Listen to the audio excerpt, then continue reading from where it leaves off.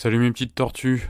Bon, j'espère que vous allez bien pour cette dernière épisode euh, sur ce périple, sur l'ensemble de ce périple-là, un peu tout le récit qu'il y a à en faire. Eh bien, je vous ai quitté, j'arrivais à l'approche de Toulouse. Et là, pour le coup, quand je me réveille, on est à la fin, on est vers le 20 août, le 20 juin, pardon. Et de Toulouse, je me sens bien. C'est tout plat. Et je me dis, je vais aller jusqu'à Carcassonne. Donc je pars le matin tranquillement vers 9h. Le vélo était calé dans toute la machinerie en fait de l'hôtel pour je sais pas là tout ce qui est chauffage qui est c'était le côté industrie de de l'hôtel. Bref, je passe prendre mon casse-croûte au centre commercial et puis après hop je reprends le canal et là je trace direction Toulouse sur le chemin un peu de pluie donc ce que je fais c'est que je m'arrête sous un pont et donc je mets en fait mon enceinte à écouter les podcasts comme j'écoute de temps en temps avec l'enceinte et pour le coup ça résonne assez c'est assez en fait j'ai tout mon temps aussi je j'ai pas forcément envie de d'avancer, enfin c'est pas grave de toute manière je vais avancer vite et c'est pour ça que je prends mon temps sous ce pont là. J'écris, j'écoute la pluie tomber. Euh, c'est c'est pas si grave, c'est pas une grosse pluie, mais là, franchement, j'en ai bouffé pas mal de pluie, donc tranquillement, je vais, comment dire, je prends mon temps. De toute façon, c'est pas grave si j'arrive pas à Carcassonne forcément. Bon, et donc, j'avance. Ensuite, je croise un monsieur qui était là. En fait, je le double, il me double. Il est en vélo électrique, de sacoche, tranquillement. Et puis je discute un petit peu avec lui. Puis lui, il vient de Mulhouse et il fait la découverte du voyage en vélo. Et pour le coup, ça lui plaît bien. Et en fait, il a commencé là, alors qu'il a des superbes routes de son côté et tout. C'était étonnant.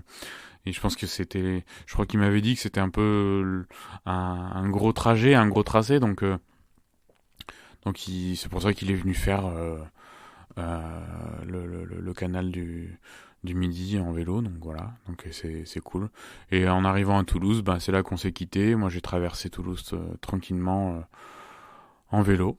Avec le vélo et puis c'est la première fois que je traversais de long de tout son long Toulouse et que je laissais la ville derrière moi et faut dire que quand on arrive dans le sud de Toulouse ça cabosse pas mal parce que sur le revêtement il y a sous il y a les racines des arbres qui bordent le canal et c'est un peu ouais ça un peu casse-fesse là j'avance pas mal, je passe par Castelnau d'Ari. Il y a pas mal de villages le long des écluses qui sont plutôt jolis. J'aime bien. Donc je passe. Et puis, je sais pas, 30 kilomètres avant d'arriver à Carcassonne. Donc je pense qu'à un moment, avant d'arriver à Carcassonne, déjà ça bifurque. Le vrai tracé bifurque pour aller directement jusqu'à Béziers. Et pour le coup, moi, je préfère aller jusqu'à Carcassonne. Donc, après, je sais pas si c'était quelque chose qui était aménagé ou pas, mais je rencontre à partir de ce moment-là, il y a plus de revêtement le long pas vraiment de chemin de halage non plus, le long du canal pour arriver à Carcassonne. Ça fait que on est sur de la single track et c'est vraiment pas beau. Et puis moi, avec mes sacoches, j'ai l'impression que je vais en perdre une à un moment, à tout moment. Et on est proche de l'eau, on manquerait presque de tomber. Et pour le coup, c'est très chaotique. En fait, c'est de la terre. Et pour la petite histoire, à ces endroits-là, il y a eu une crue du canal et pour le coup, après, ils ont pas renettoyé ou réaménagé. Donc c'était très compliqué. Et j'étais pas le seul à passer là. Je sais plus si je passais en week-end ou pas, mais il y avait eu du monde, donc il y en a qui ça allait. Mais moi j'étais dans les plus chargés, mais il y avait pas mal de gens aussi qui étaient avec leur sacoche. Bon, à un moment, je me décide de prendre la nationale qui amène à Carcassonne. Je reprends le chemin. Enfin, je sais. C'était assez compliqué d'arriver à Carcassonne et donc et j'ai pris une place, une chambre dans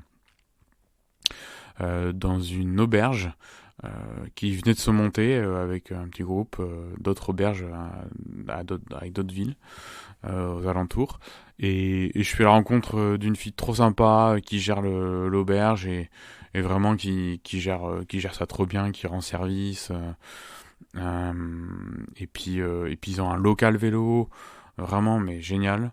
Et puis ça me permet de me balader un peu dans la ville et d'aller jusqu'à la cité. Vraiment, je me suis régalé, très bien, trop cool. J'avais jamais fait cette ville-là. Et vraiment, je suis content d'être passé pour voir au moins une fois. C'est vraiment, pour le coup, je me dis, bon, pas forcément à y vivre, à être là, mais en tout cas, je suis content d'y être passé. Et puis l'endroit où je suis est plutôt sympa. Donc voilà, très, très content, pas très cher, et puis je prends le réconfort qu'il faut. Et à ce moment-là, je me dis, le lendemain, je pars et je vais arriver à Narbonne. Et donc là, là, c'est une belle étape aussi. Il y a un beau revêtement. À un moment, je quitte de toute façon le canal et je vais et je passe un peu par les derrière. Je passe dans les vignes. Je vois les Pyrénées pas loin, au loin. Je passe par des pistes cyclables un peu improbables et qui sortent vraiment de euh, qui sortent un peu pas de l'ordinaire mais des sentiers battus et donc je passe à un moment il y a comme un mur de montagne et puis en fait quand je dis montagne c'est un peu les massifs qu'il peut y avoir dans ces endroits-là où c'est très rocailleux et il y a une passe à un moment et puis là et donc je fais le saut et je passe dans une autre vallée et c'est super beau et on arrive sur Narbonne. Juste avant, il me semble qu'en arrivant en fait sur ce chemin-là, à un moment je passe dans un petit village et puis je passe donc dans la montée, je me dis bon je m'arrête. Et puis là, je discute avec un petit vieux qui est en train de marcher. Puis on discute un petit peu. Il me dit ah ouais ouais c'est sympa et tout. Et juste après ça, il faut que j'enjambe, que je passe l'autoroute en fait. Et ça me fait passer par un pont au-dessus. Mais vraiment, c'est du chemin de VTT presque par lequel je passe, mais ça se passe très bien, c'est assez roulant. Euh, je suis pas trop embêté et puis au final je vais j'arrive tranquillement à Narbonne et le soir même en fait j'attendais il y avait ma pote Mélanie qui allait me retrouver à Narbonne, trop bien pour passer du temps, enfin c'était génial. Et j'avais pris une chambre, un truc à l'auberge, une auberge qui était un peu copine en fait avec l'autre auberge de Carcassonne. Donc on a eu une petite ristourne, les tenants la gérante était cool, jeune, et puis vraiment on se sentait presque en autonomie dans cet endroit-là. Et il y avait des gens, il y avait une autre personne, enfin vraiment trop cool, les, les personnes qu'on a croisées, puis l'aménagement de l'endroit, vraiment, et puis tout le petit moment qu'on a passé à Carcassonne, c'était vraiment chouette, c'était vraiment cool de passer ce temps-là là-bas. On est monté au clocher là je sais plus si c'est une église ou une abbaye ou quoi. Donc vraiment un bon moment. C'était cool de retrouver une pote là pendant dans mon voyage. Et puis voilà. Et puis le lendemain, je voulais quand même atteindre la Méditerranée, donc je me suis dit je vais aller à Grussant et je vais retrouver des amis là-bas. Et pour le coup, j'ai logé chez eux pendant 2 jours.